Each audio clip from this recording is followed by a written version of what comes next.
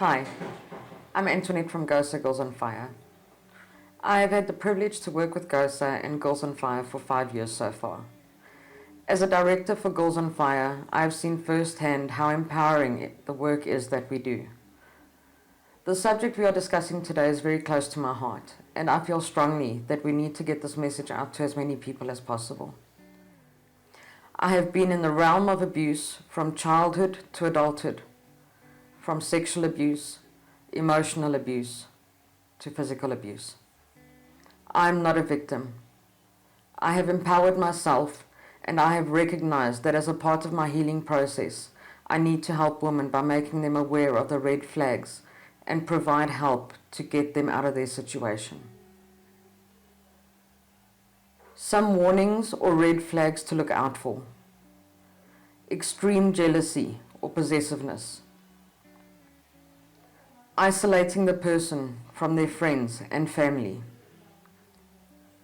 unpredictability, having a short temper, verbal abuse, demeaning the person publicly or in private, controlling behavior, controlling all the finances, controlling what the person wears or how they act, blaming the other people for everything and never taking responsibility,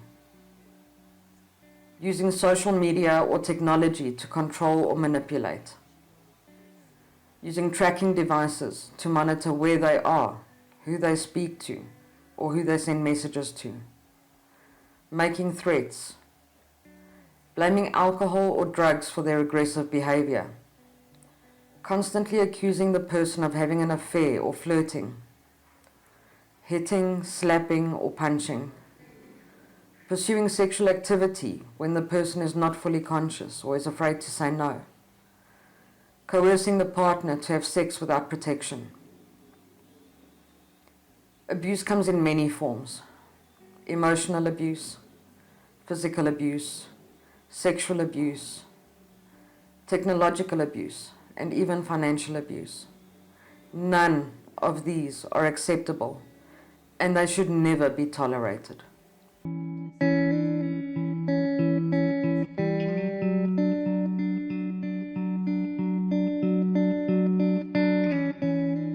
Lynette Oxley here for Tax Shack Tactical TV. I'm here with Kris Parteka, the in-house counsel for GOSA. Welcome, Kris. Thank you for the welcome. Yeah, we're talking about not such nice things on this program, and this program is quite an emotional program. My first question to you is, what is the process of reporting domestic abuse or domestic violence in South Africa? Right, so pretty much directly after it happens, it will happen fast, unfortunately, but you will have to go to the SAPS, to go to the charge office and immediately tell them you want to lay a case of assault. And from there, the detectives will assist you. And usually before then, if it's possible at all, you will have to go to a doctor where they'll do a physical examination if the abuse is physical. This is done with a J88 form. That will also be added to the docket. In most cases, a warrant of arrest will be issued depending on the circumstances, and they will go looking for the alleged perpetrator. Okay. How's the experience at police station, or does it differ from police station to police station? It does differ from police station to police station, but in my experience, most police stations have qualified staff dealing with domestic violence issues, and they are very sympathetic to the victims, of course. So, do you think that protection orders are a good thing to go ahead with? And does it mean anything? I believe it's a good idea to go for. If you don't report it to the SAPS, you still have the option of protection order, but it is best to do both. Now, with a protection order, it pretty much serves as a warrant of arrest. So if the order is violated, you contact the officer allocated to you and they will come and arrest the perpetrator. Is it, in your opinion, easy to get a protection order? Is it a quick process? Is it an easy process for a person that's been abused, that's already been a victim? Is it an easy process to go through? Unfortunately, it's not a very easy process. It is quite a long process as well. Not taking into consideration the amount of time you spend at the court getting the interim protection order, So the process pretty much goes as follows. You first have to go apply for an interim protection order with a return date. And that interim protection order will pretty much give you the protection against the perpetrator depending on what you ask for in the order, in the interim pending the return date. And on the return date, all the remaining evidence is given. And that remaining evidence will determine whether a final protection order is granted, varied, or if the order is pretty much taken away. You assisted with one of our members very recently, and when you went for the protection order, it took you most of the day, Yes. am I correct? So we arrived there around about 9 o'clock and we left 4:30. Do you think the lady would have gone ahead with it if you were not with her? I do not believe so, because during that process, I've seen it many times, there's a lot of doubt. The problem is, in many of these situations, they've been a victim of these abuses for months, if not years, and it's difficult to proceed with such a thing. They get afraid, they get cold feet, and unfortunately, most people don't go with the support system to the court. And once they have to sit there and wait, they of course think about their family, think about the situation, and usually they get cold feet and leave before they even get the order and return to the perpetrator, and the cycle starts all over again. That's actually very sad. Thank you very much, Kris. Anything else that you would like to add? Further to my comment on the support system, ladies need to realize is that GOSA and Girls on Fire is there to assist. If they are in a situation where they feel like they cannot do them themselves, then they are welcome to approach us and we will find a support system, or we'll go ourselves and assist them in getting these protection orders. Thank you very much for your time. Of course, thank you.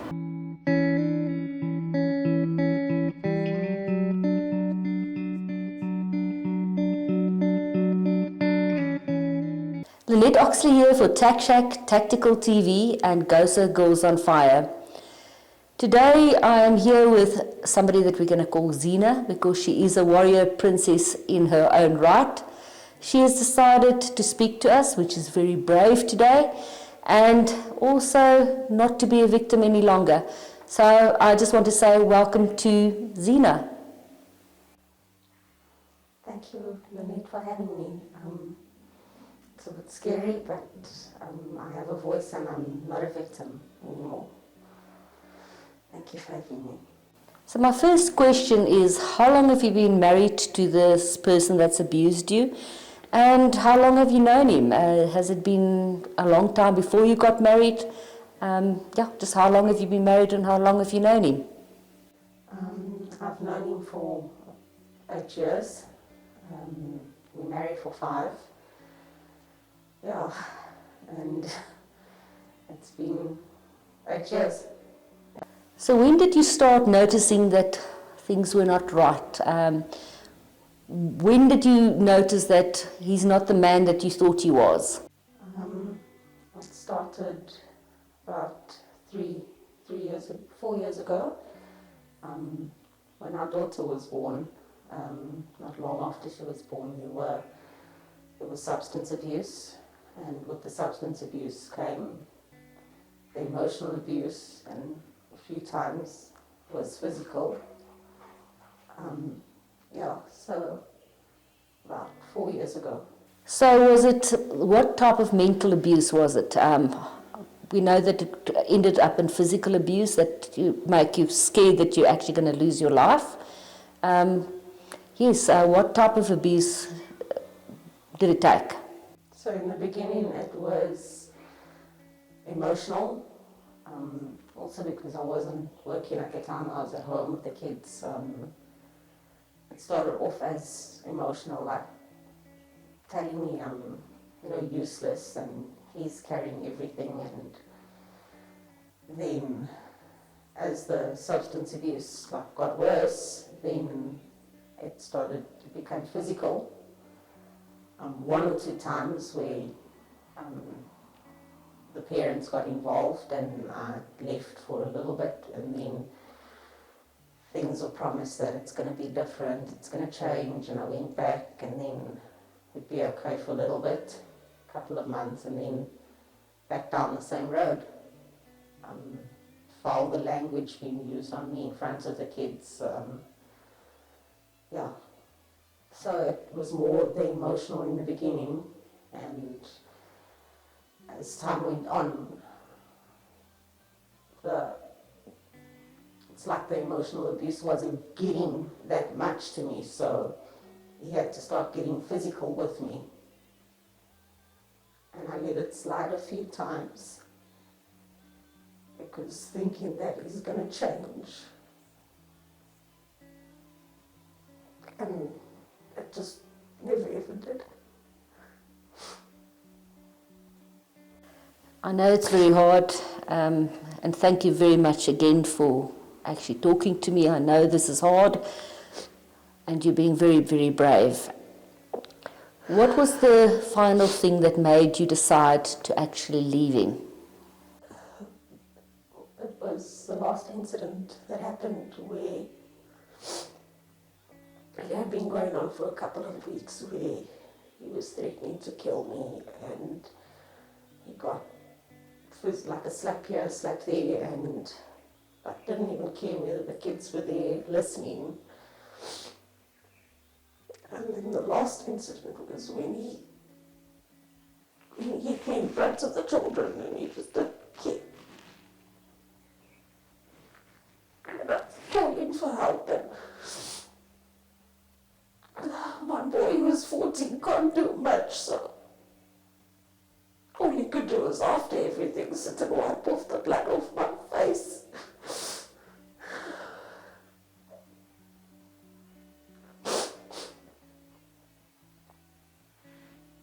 And that's what made me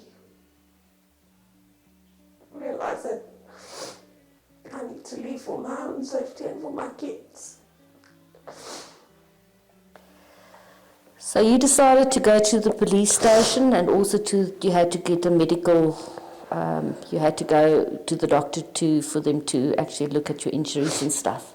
How did you find this whole process? Was it scary? Was it emotional? And was it difficult? It was scary. I just kept on thinking, is this really my life? Have I become a statistic? It was traumatizing, like it just brought everything back, and it's like I relived everything all over again, having to explain to the doctor why I was there, and him checking the bruises and stuff. It was painful. I think the police station was the worst, because that was like, this is final, like I'm finally doing something, and it was just so traumatizing. Like, I felt like I'm in one big nightmare, and I'm just going to wake up and it's going to all be over. So it was draining emotionally, but it was something that I have to do. You've already said that what made you decide was the children. Do you think was influenced by this, and do you think there's going to be long-term effects that you'll have to deal with? I don't know. All I know is, like, it's traumatizing for them. My kids aren't the same. Like my big son is just quiet. He doesn't speak about anything. He just wants to know that I'm constantly okay.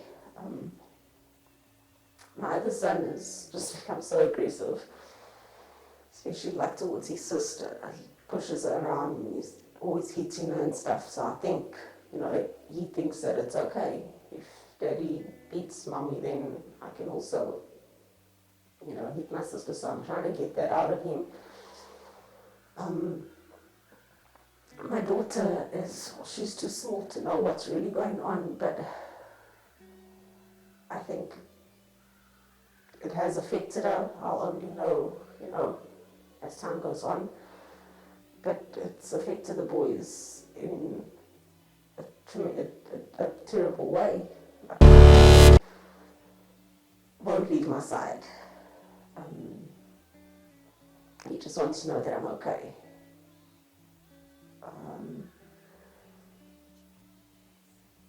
So the kids they're not okay. They're not okay. Okay, this is going to be the last question. because I know this is really, really hard for you. If you've got advice for other women, this has been, let me just explain, this has been a very recent, it's been in the last month, so this is very raw for Zina. If you have advice for other women, what would that be? Speak up, don't keep quiet. Don't think that it's going to get better, because it doesn't get better. It only gets worse. We're not as powerless as the abusers make us seem. So speak up, don't keep quiet. Don't be a statistic. And I'd just like to encourage other women that are going through the same thing, just to not keep quiet. Abuse is not only physical, it can be, it's emotional as well. So any first sign that you see of abuse, speak up. I would really like to thank Zina for being really, really brave. This has been really hard for her. It's been hard for me. But GOSA Girls on Fire, we are your sisters, and we are there for you. Speak up, speak to somebody that you trust, go to friends. Don't take the abuse. Stand up and be counted. This is Lynette Oxley for TAC Tactical TV.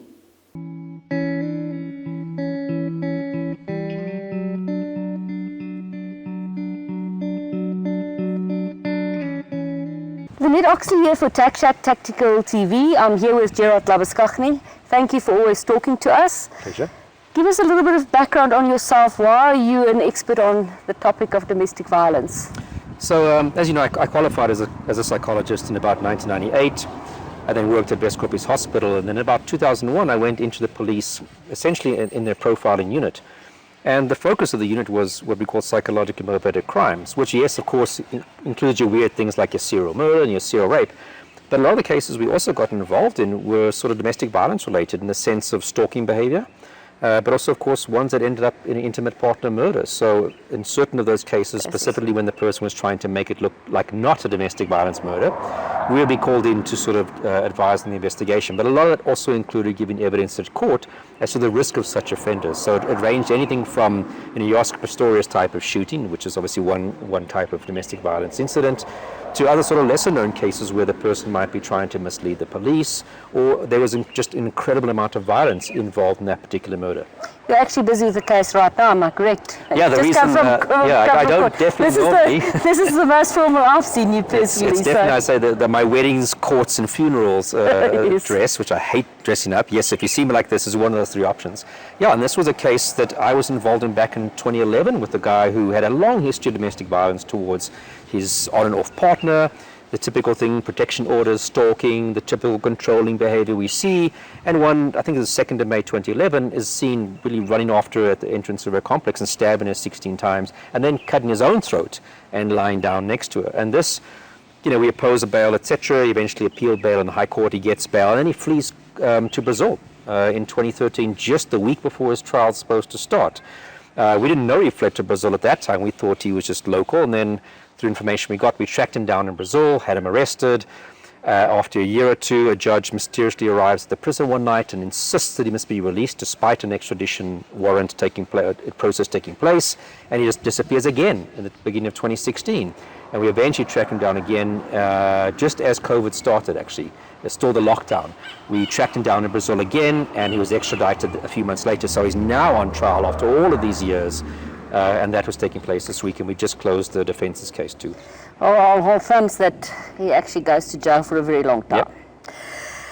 Yep. Okay, on the topic, it's not an easy topic. That's something that Girls on Fire is getting involved with now. How would you define domestic violence?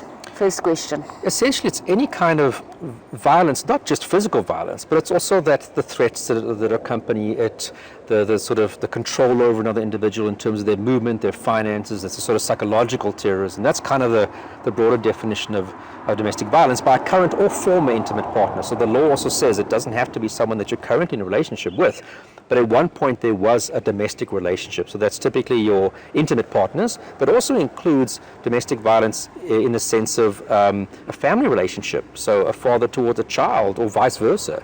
So the South African definition is not just the intimate partner, or that's the one we so often see. Exactly. But the definition actually is a little bit broader than people who were in a romantic relationship, irrespective of gender, male on male, male female, the sort of typical combinations. As long as there was some kind of an intimate relationship between people or a domestic relationship, it would qualify. Can you give us some examples of what forms domestic violence takes? How does it look? So we'll see things like the person might control the finances of the other individual, that they don't have access even to their own money. We'll see that, for example, it's this controlling behavior. Where are you right now? Who are you with? They'll phone them 20 times if they're 5 minutes late, or if they think they might be with someone else. So literally making their lives impossible that they can live independently. So it's very much about that excessive control. And we often see accompanied with that controlling behavior is this mistaken belief that they're always trying to cheat on their partner, that you are unfaithful if they in a shopping mall and someone greets them. He'll say, but who is that? Who is that person greeting you? Or like in this case I'm just busy with now, where he'll hear that she's having coffee with someone. It turns out to be her cousin, but this guy will drive 200 kilometers to where she is. And even upon finding out that it's only her cousin, he will have again this whole cadenza and a fit. So a lot of controlling, checking behavior, obsessive stuff that becomes stalking behavior. And definitely once they break up, we get that continuing, and then definitely it's in the category of stalking. So that's not even yet touching on the things like the physical abuse, the hitting, the punching, slapping, kicking, and breaking the person down, isolating them from their family and support, or they start to believe, I don't want to start telling my mother and father about this because what might they do? So they literally start to isolate them from the support structures, so that they literally obsessively just control every aspect of their life. I've actually recently found that's exactly what people do. They control every bit of that person's life. So what makes a person, and I'm not going to even say then a partner because you said it can be wider than that, what makes them become abusive? Is it always in them, or is there something that's triggering it?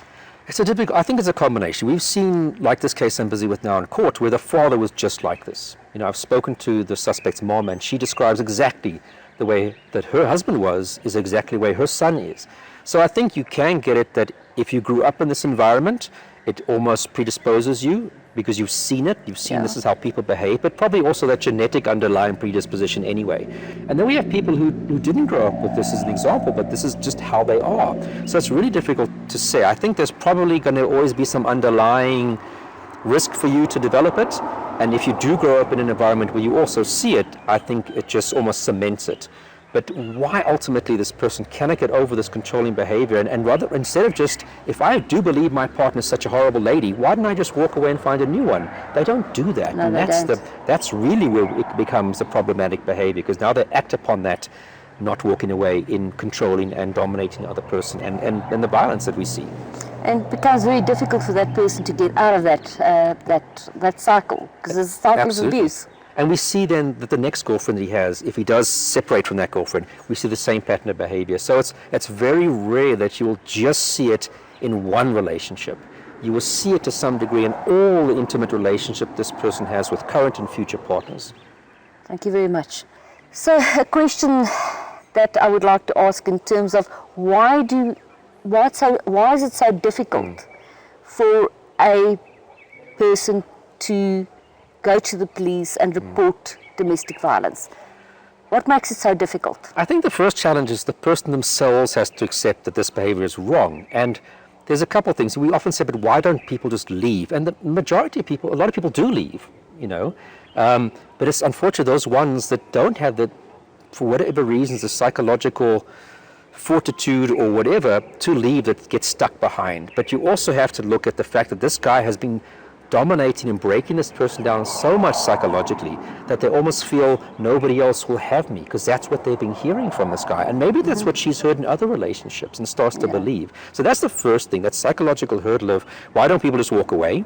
And then secondly, the belief that are the police going to take this seriously? You have to look in general at the justice system.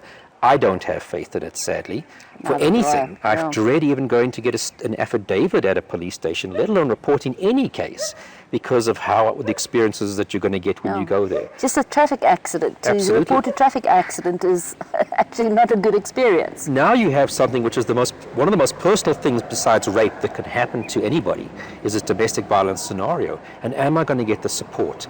But also, because of those controlling behaviors, you might not have access to your own money. You know, where do you go? You fear, if I go, he's threatened, he will do 1, 2, 3, 4, and 5 towards me. So it's a combination of, we don't have faith in the justice system. It's a very personal matter. This person has broken me down to such an extent that I might not be able to go anywhere because I don't have friends anymore. As I said, I don't have access to my own money. But also, if there's children involved, I know I cannot completely separate, you know. So there is always going to be some contact. And what might he do to the kids? So sometimes you find a lot of women almost feel, I'll sacrifice myself, because then I might have some degree of controlling how this violence plays out, when it plays out, to whom. In other words, sometimes even trying to make sure the violence is towards them and not the kids. So they almost sacrifice themselves for the sake of, at least till the kids are older and they're out the house, then, you know, maybe then a different story. So there's so many psychological control mechanisms present, economic control mechanisms, that it makes it difficult, let alone the issue of the police service and their functionality and the justice system in general. One of the ladies that got the second place in my Fighting Spirit Award, it was so difficult for her to leave an abusive relationship because she had to, her family was against it, her own family was against it. She had to basically leave with the clothes that she had and start over. And it's difficult financially, emotionally. And then you also have your children, as you mentioned. But how does it influence the children in the relationship? Well, of course, even if they don't witness directly the violence towards mom, they will pick up on this controlling behavior and this dominating behavior as this is how dad is towards mom. And again, that's unfortunately potential learning ground for these children, directly or indirectly. That's one of my questions. That even if, yes, they might go over completely into domestic violence, but they'll definitely or probably always have this attitude of, this is how you speak to people, and this is how you speak to women. And that's something that they would have to unlearn. And yes, there are people who are able to unlearn it and to also just realize, I don't like what I'm seeing, I don't want to be like that. But unfortunately, anything we see as kids is a good chance we're going to adopt some of that behavior anyway. Yeah, it's definitely like that, and unfortunately, not easy to change. No. So how does technology contribute to domestic violence? We're in a very different situation than we were 20 years ago. Absolutely. And I mean, we definitely see it with the stalking behavior that often accompanies domestic violence, is that they will use technology as a mechanism for firstly of tracing people.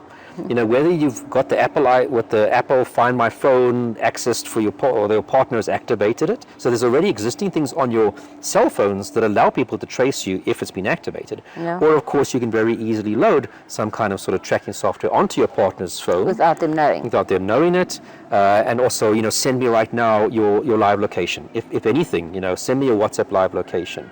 So there's so many ways that these types of controlling people can use technology to follow you without you realizing, or make it that you need to send me a voice note now, or you need to send me your live location now, that they can sort of harass you or monitor where you are. And again, if you do want to go over into making this ex-partner's life miserable, like I said, you can use the Facebooks, you can post things in the media, on WhatsApp groups, you can send off, you know, intimate pictures that you've had in your relationship now that you're angry with this person that you can use to harass them. That's happened a lot. And that is, and thankfully the sort of Cybercrimes Act makes that type of stuff illegal, that if you've taken pictures or sent pictures to each other in a relationship, for you to later send those pictures afterwards, I think it comes with a 10 or 15 year potential jail sentence. So again, you have to go through the processes and you have to get convicted in court. But that is at least the potential outcome that hopefully might make some of these people think twice about, you know, tampering with your Facebook account, sending pictures that are pictures that shouldn't be seen by the public, that you gain during the trust of a relationship.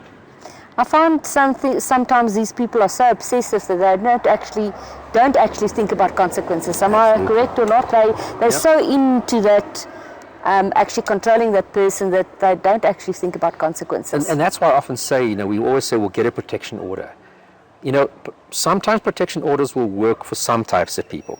But when you have this incredibly controlling, not logical thinking, kind of the worst of these domestic violence offenders, they don't care about the consequences. So they will send out images of you, not caring that later you can take steps against them. So it's out there and it's cyberspace. And what do you do? Exactly. The protection order, they don't care. I mean, if they've been assaulting you, beating you up, they're not going to care that there's now a little piece of paper that says don't. They know it's already against the law and they shouldn't be doing it. But because of those intense emotions they have, the protection order is not going to help. And the threats are not going to help of what you can do with law enforcement. They don't care. And that's unfortunately when you get it escalating into lethal violence. I think we're always talking about a scale. You're talking about the worst of the worst. I think on this side of the scale, probably protection orders will work. Yeah. But you also find that a lot of these ones that end up at the worst started off with the sort of the lower end spectrum stuff.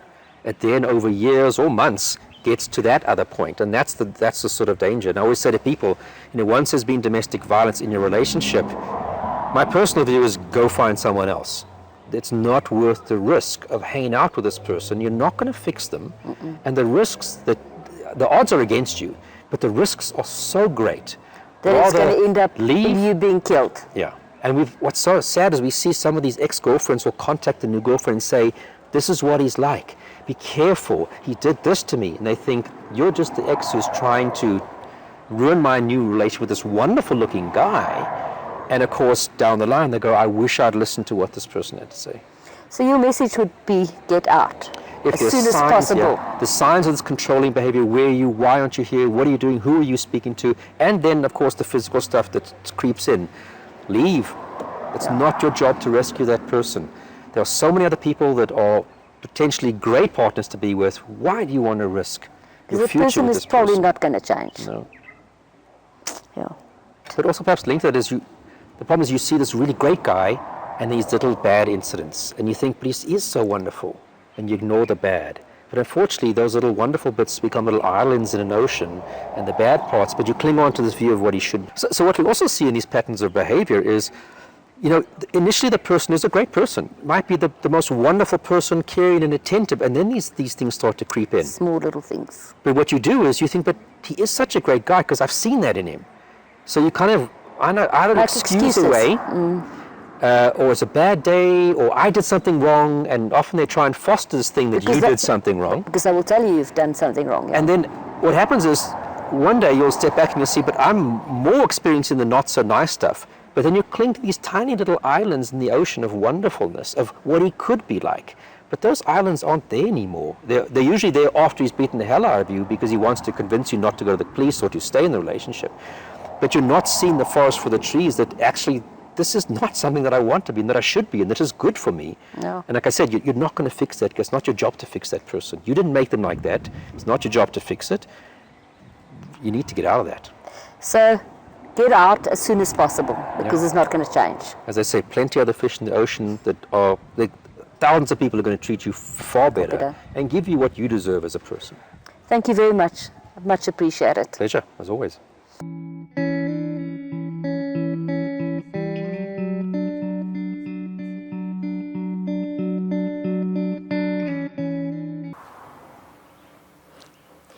Recognize the red flags, the different forms of abuses. It can be physical, emotional, sexual, financial, and even technological. If you suspect someone is being abused, encourage them to speak out. One thing to always remember, abuse is lonely, but you are never alone. It's never too late to get out. There is no shame in asking for help from someone you trust or from the Girls on Fire. Email girlsonfire@gosa.co.za. There's always a helping hand.